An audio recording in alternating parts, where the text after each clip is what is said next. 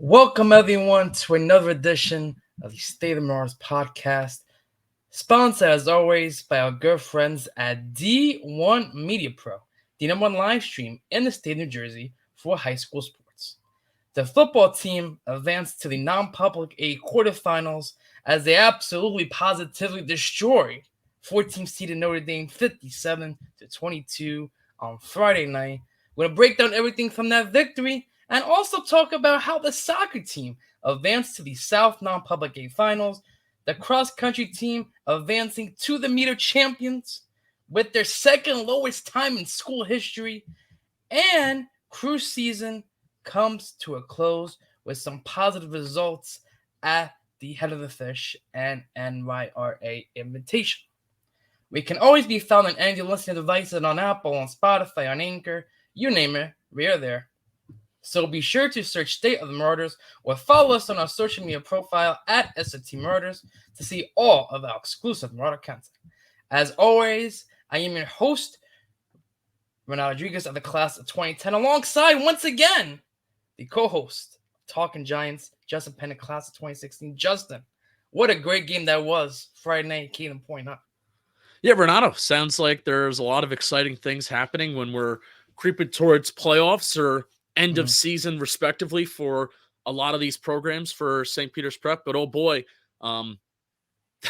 what a game on Friday night for our Marauders kicking off their playoffs in football. And 50-8 at halftime. I mean, that's kind of all you need to know in the crux of it. But, of course, we're going to talk a lot about it. We're going to talk about specific players. We're even going to preview the matchup a little bit as we look forward towards next Friday night. And we're going to do it all over again. And Justin, I just love, like, the more we go into playoffs, if we see you come on every week, that means it's good news. Good news. Yeah. Yeah. So let's talk about everything that happened in that 57-22 victory, as you mentioned. Again, 50-8 at halftime. The offense was high octane all day long. 552 yards of total offense, Justin. I mean, Notre Dame had no chance of champ long in the rest of the offense. Yeah, this was a really, really solid game on all facets of the game. And this is kind of the prep team that you sign up for. This is the prep team that you know that's in there, right? Complementary football, offense, defense, special teams. I mean, we've seen the offense have games like this multiple times this year, even against really, really good opponents. It's just there's been other facets and other sides of the ball that have been a little behind. But this game, obviously the offense is the main headline. But for me, I am most happy and I am most proud of this Marauder defense for really holding it down, forcing some negative plays, and giving the offense more opportunities to be explosive and to put points up on the board. So really, really good, complete game from this Marauder team. Right, and even for the young guys, too, came in the second half. Guys like Tyler Bell, Noah Terry. That's going to be the duo to talk about, next year. Noah Terry, Jalen Klein going to be taping up with Tyler Bell at quarterback. So it's a great test for this Marauder team. And he said a complete effort by all phases of the game. But the one downside, Justin, which we'll talk about this maybe a little more to go into the offense defense, was too many penalties. Again, 9 for 115 yards, allowing sportsmanlike conduct penalties as well. It's a little bit of a negative going into next week's game. But again, complete domination by all three phases of the game. Yeah, really, that is a great point, because when the score is so lopsided, you sometimes do forget about the penalties. But especially when after the whistle blows and the play is over and you're costing your team 15, 30, 45, 60 yards with unnecessary roughness, whether it's unnecessary roughness, whatever those penalties are, it's not good. So that is something that they definitely have to clean up next week. But again, I'm not really thinking about it. I think that's just being disciplined, not celebrating too much, not getting too high, staying in the moment, and just continuing to play disciplined football.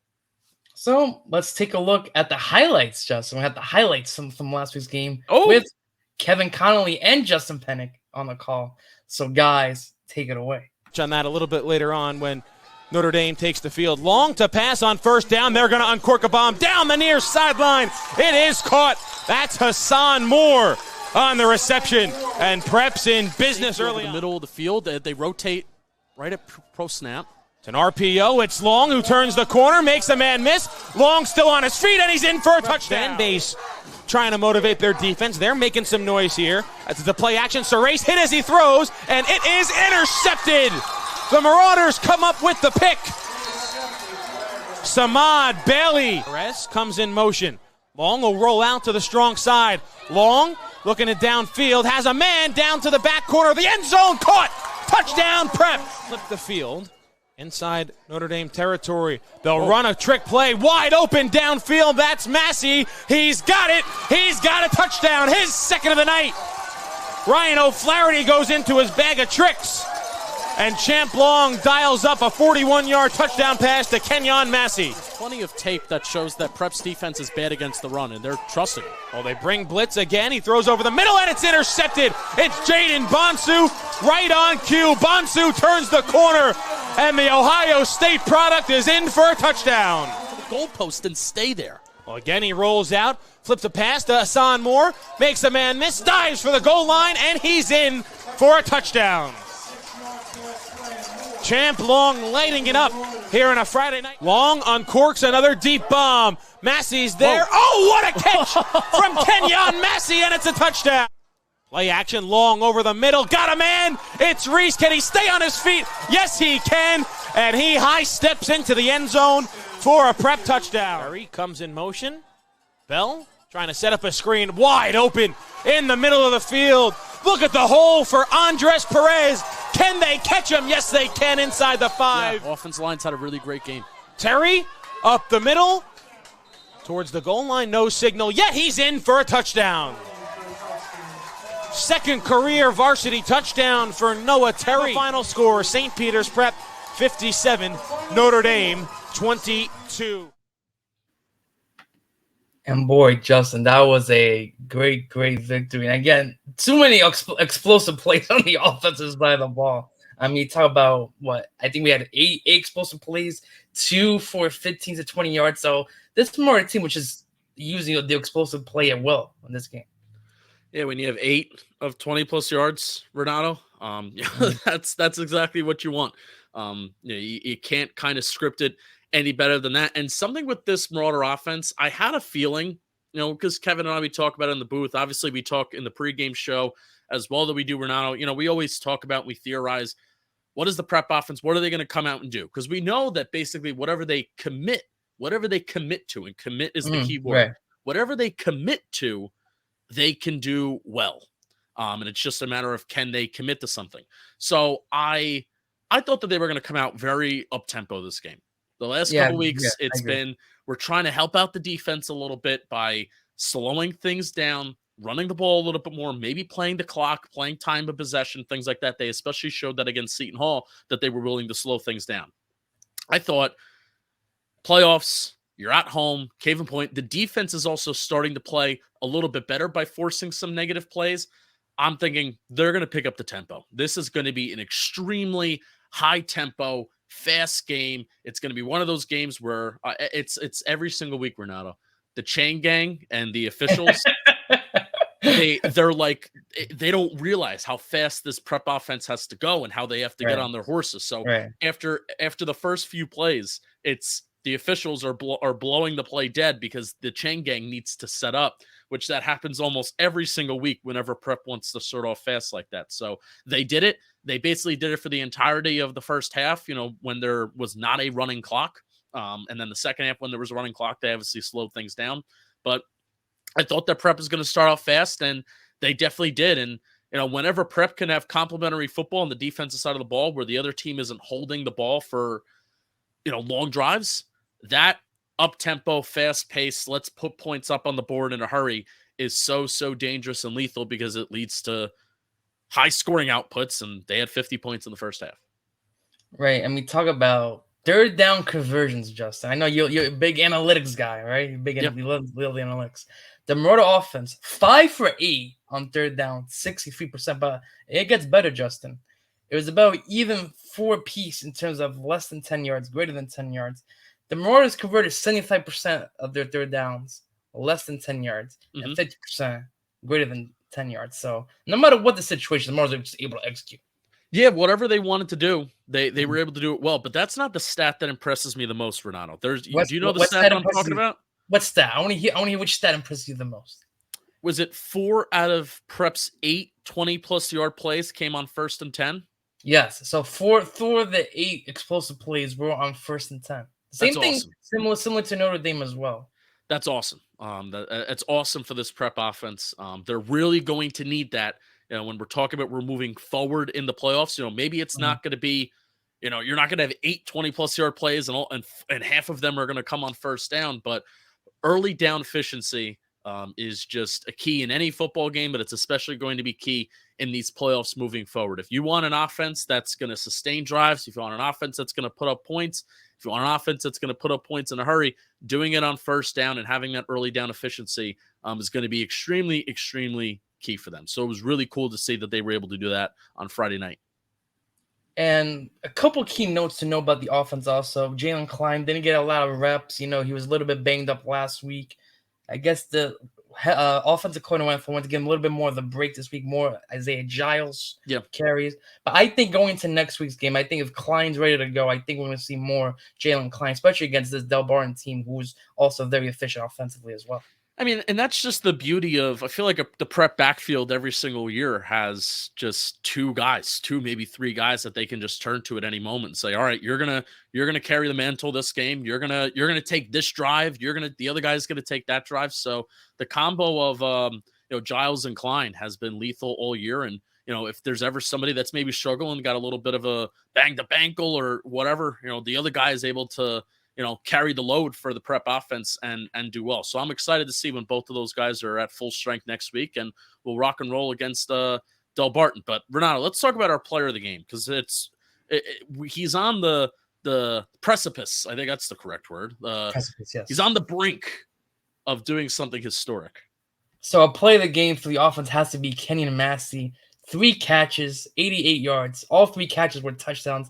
And as Justin mentioned, on this season so far, Kenyon Massey, 63 receptions, 914 yards, and 13 scores. The historic part about this is Minkah Fitzpatrick's senior year school record was 1,111 yards. So do the math correctly, Justin. He's about 197 yards away from breaking the all-time single-season record. So we got to talk more about Kenyon Massey, man. This guy's having an historic season. Historic.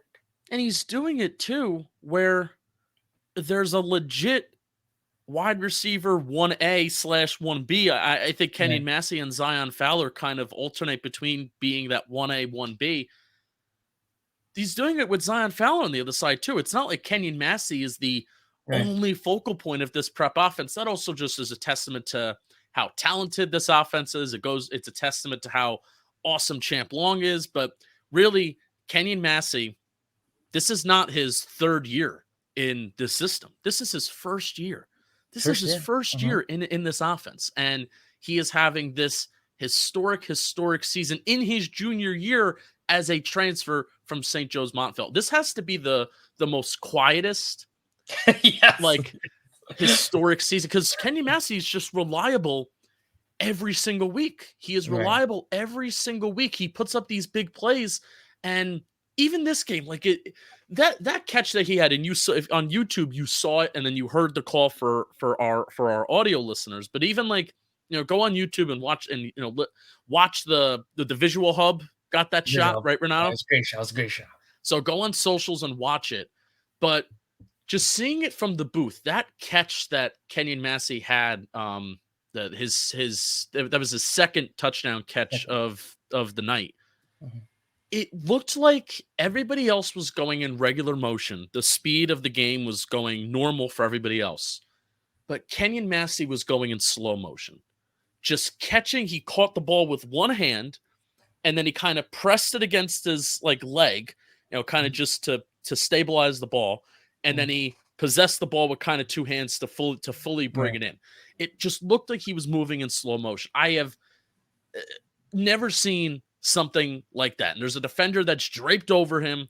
I mean, that was just incredible stuff. And he's having a historic, nearly almost, depending on what happens these next few games. Hopefully there is a few more games left in this Prep season, a record-breaking school record season. And it's like a very quiet one too. It's a very quiet one. Yes, I know. He actually brought it up to me on social media about that he was that close to me. I was like, wow, this is actually a really great season. We got to talk more about it. And he's a junior. He's a junior. I mean, sky's the limit for Kenny Massey, man. So he is our offensive player of the game. So now, Justin, talk to us about the defense. I know you were very, very excited about how the defense played this week. Yeah, and I kind of just want to start off with our defensive player of the game too. We have not seen a lot of teams test Jaden Bonsu this year. And I think that's for good reason. Like, Jaden Bonsu has to be one of those guys that you start off your weekly team meetings if you're an opponent of prep. We cannot target him. We cannot run towards him. We cannot throw his way. We need to stay away from number 21, and we need to limit Jaden Bonsu's impact on the game. Mm-hmm. Teams have done that. Notre Dame did not do that. They did not do that. Nope. Notre Dame was testing him. It led to a pick six. It led to an interception return for a touchdown for Jaden Bonsu, which, Renato, I can maybe count on my hand, like on one hand this year. I can count on one hand the amount of times that Jaden Bonsu has been targeted in the pass game this year. And then lo and behold, Jaden Bonsu this year, again on Friday, he gets his first interception of the year, and then it winds up being a pick six. But even before that, the play that I was more impressed by was he comes in on a nickel blitz from the secondary. He gets a hit on the quarterback that alters the path of the throw. It goes high in the air. And then you have Samad Bailey that's able to come down with the interception. And that was the first interception of the game for St. Peter's Prep. And this is a team and this is a defense that has had a lot of trouble forcing turnovers, a lot of trouble just forcing negative plays in general. So the fact that Jaden Bonsu was able to basically force 2 turnovers in this game himself, when the game really mattered too, when the game was close. When the game was close, Jaden Bonsu was able to do that himself, was really, really awesome. And when there was an opportunity for him to have an impact on the game, he had that major impact on the game. So Jaden Bonsu, defense player of the game. And talk about explosive plays also, Justin. This prep defense only allowed 3, and 2 of them were for scores. Yeah. So they did a great job just limiting the amount of damage that Notre Dame could do. So I want to give credit to defensive backs coach Nazal and their DBs. They only allowed 40 yards in the air besides those 2 touchdowns. So that was a great job there. The rushing game, still needs a little work. They allowed 6 yards per rush. I know, Justin, you were talking about that before we went on air, about how defense needs to, work that a little bit more, right? Yeah, the only worry that I still have about this prep defense is their ability to stop the run. I thought Notre Dame was going to commit to the running game a little bit more. They do have AJ Sarace, who is an awesome quarterback. I mean, he's getting D1 offers from Tennessee, Rutgers, Michigan State, all these D1 schools, and it's really rightfully deserved. He's a really, really tough kid. He was getting hit. The O-line was doing an all right job protecting him, but credit to our prep defense and our pass rushers, and also credit to Richie Hansen for really bringing some elaborate blitz packages that forced AJ Sarace to get rid of the ball a lot sooner than he wanted to. But AJ Sarace is a really, really tough kid with a lot of arm talent, very, very smart. And he kept Notre Dame in the game, for quite, for maybe even longer than they should have been. To be honest, but Notre Dame was really committing to throwing the ball, which I don't know if we've had, maybe besides St. Joe's Prep earlier in the year, I don't know if we've had a team that we've faced this year that have committed to throwing the ball. Yeah, I think they had like almost 30 attempts passing. So that's a lot. Yeah, and then running the ball was working, and I thought that they were going to do that a little bit more. I know Rasheen Young, their big number 34 running back, he was hurt. So they were going with, I believe, Powell, number 13, is a wide receiver. So they were going with a little bit of an unconventional ground game, but it was working for them. They averaged 6 yards per rush on the ground. And I think, Del Barton, who are playing next week, if Bergen Catholic is going to be up in 2 weeks from now, if we do win on next Friday night, those teams are going to commit to the ground game like they did when they previously played St. Peter's Prep the first time. So this prep defense has to bunker down a little bit more, continue to force these negative plays and not allow these rushing offenses to be so efficient. And a couple last statistics about the defense special teams. Defense on third down, 40% efficiency. 2 for 6, greater than third down, greater than 10 yards on third down, that's a good stat. That they're forcing third and long situation. We've been harping about that all season long, right? If you force them to third and long, right, force other teams to make mistakes, which is what Notre Dame did in that game. And in terms of special teams, Champ Long, 36 yards prime, pretty good. But also, our guy of the podcast, Nico Duarte, 1 point away from 100 career points. Yeah, good for Nico. Next week will be a little bit of a celebration. 1 more point, Nico gets 100 career points. So good for Nico. Good for Nico indeed. So Justin, let's talk about Del Barton briefly next week. They beat St. Joe's Metuchen 42-6. And the last time we saw Delby was that exciting 32-27 game that you and Kevin called, and you'll be calling again this week as well. Robert Russo did a tremendous job in that game. 358 passing yards, 3 touchdowns. Ryan Trafford, the Christian McCaffrey of Del Barton, he's had 250 all-purpose yards. He was a force to be reckoned with all game long. And it came down to the final play in which Robert Russo missed his tight end in the back of the end zone. So what do the Marauders have to do to advance to the next round, facing a great team like Del Barton? Defense. I mean, you had a pretty solid offensive output, I believe, the first time that these two teams played. But the defense kind of allowed them to come back late. They really had a second half surge, and it really was on the back of Ryan Trafford. And the thing about Delby is that Ryan Trafford's not the only option that they have in the backfield.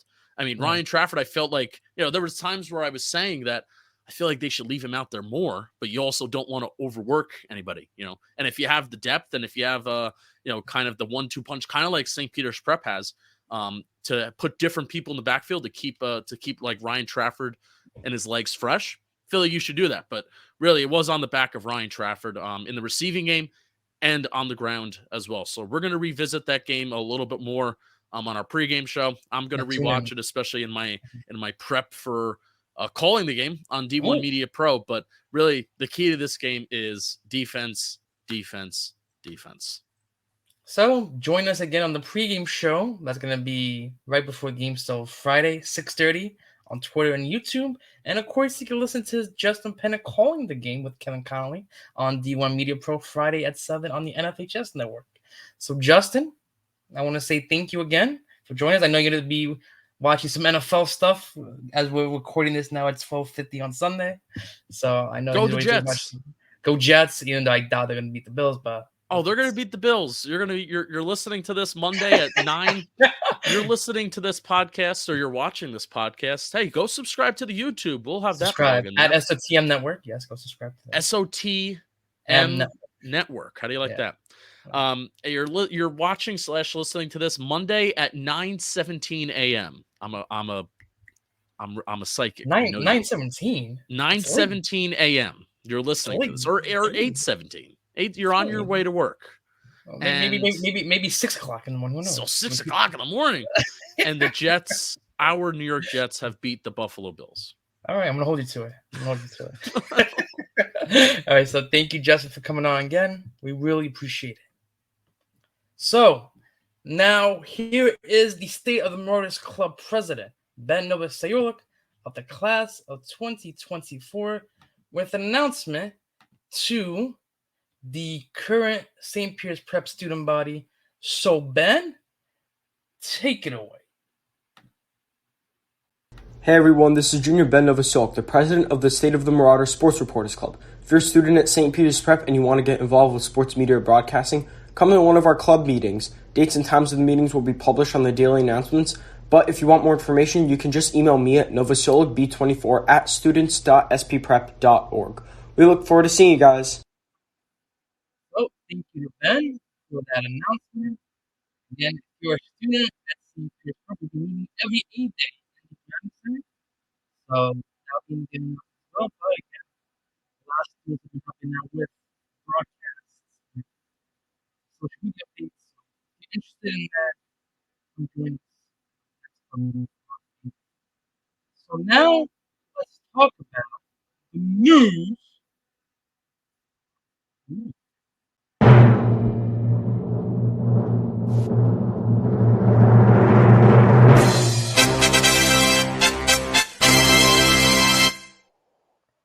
So make sure you download the app today by visiting our social media at SOT Marauders. And again, download the app for all of your athletic links, streams, schedules, texting service form, and much, much more.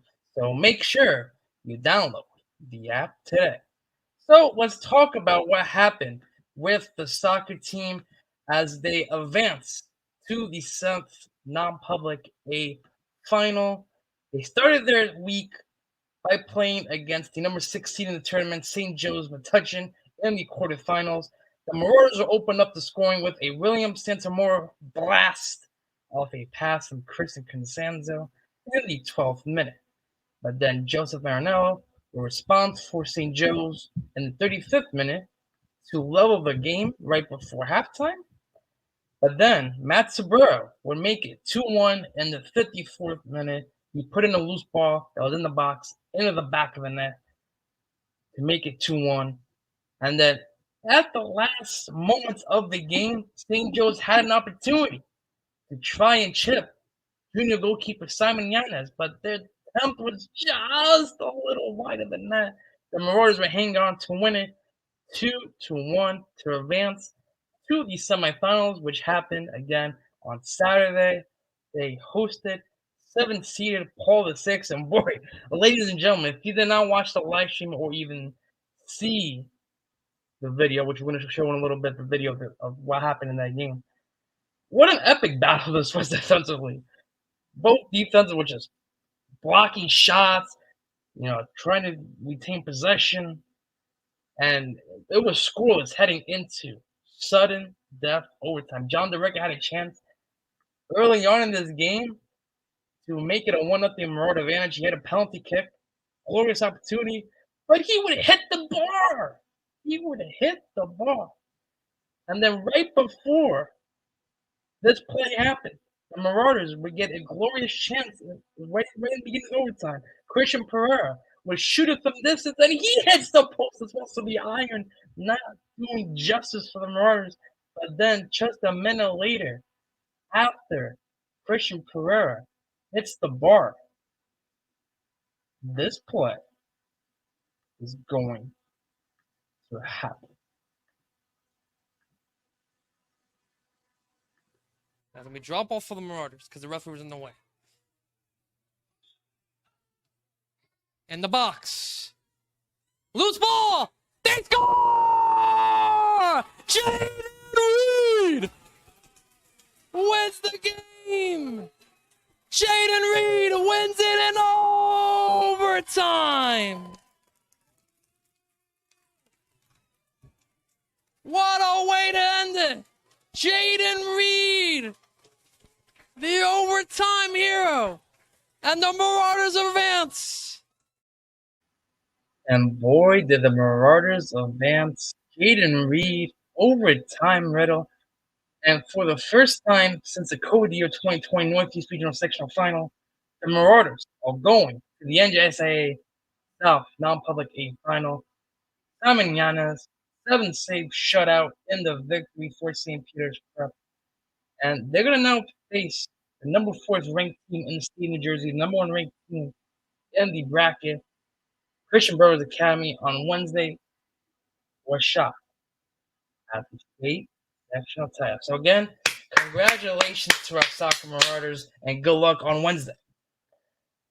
Now, cross country advanced to the NJSIAA Meet of Champions with another great performance on Saturday. Theodore McCarthy and Alex Schimmel finished 8th and 10th respectively. And they competed so well in this race. Their times were also close to school records, as Teddy's time was tied for second at 16:19, and Alex's time was third best in school history with a time of 16:21. The team also averaged out to a time of 16:51 for the second lowest time in school history for the course overall.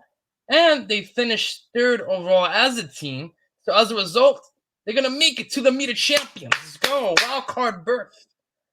So next Saturday back at Homedale Park. Make sure you come out, support your Marauders. And again, congratulations to everyone on the cross-country team for this tremendous accomplishment. So a lot of championships opportunities to talk about for your St. Peter's Prep Marauders. The crew team, their season is now over as they had their last 2 races of the year. 2 weeks ago, they went to the head of the fish and they got some great results, including the Frosh 8 boats getting 4th and 9th place, the Novice 8 boat getting 11th place, the 1V boat getting 9th place, the 2V boat getting 5th place, and the 3V and 4V8 boats getting 10th and 12th place, respectively. Then they went to compete at Overbeck Park in the NYRA Invitational. The Frosh 8 boat would win the event, first place. So again, nice job. More wins. I love it. Congratulations to everyone on the crew team. And stay tuned until next year, literally, because they're going to have some off-season workouts, get ready for their spring season. So stay tuned to hear more about our crew Marauders. Once again, congratulations to everyone who competed this week, and be sure to check out the schedule linked on the app for times and locations for this week's game. So now, ladies and gentlemen, it is time for my favorite part of the podcast. It's going to be the Marauder Player of the Week award. And again, last week's nominees, I want to talk to you guys about them quickly. All seniors: Niall O'Neill for football, John DeRecco for soccer, Ashkat Agarwal for water polo, Alex Schimmel for cross country, and Avi Chaudhry for crew. Now, ladies and gentlemen, let's get a drum roll, please. And the winner, with a whopping 70% of the vote, the winner of last week's Marauder Player of the Week award goes to Avi Chaudhry. Congratulations to senior Avi Chaudhry. And now, here are the 5 nominees. No, excuse me, 3 nominees. Yes, 3 nominees for this week's award. Now let's take a look at the first candidate, Jaden Bonsu. Yes, Jaden Bonsu, as Justin mentioned, had a great game overall. Had the pick 6 that was returned for a touchdown. Again, he forced the second interception as well. Jaden Bonsu was all over the field all game long. Was that overall player of the game for football. The second candidate goes to Jaden Reed, soccer. Again, no explanations needed. Game-winning goal to advance the Marauders into the state sectional final. And last but not least, Theodore McCarthy from cross country, who had the second best school record at the meet of champions of the group stage. And again, has been a great force all season long for the cross country team. So, vote with the link on the app, which you can find at SOT Marauders.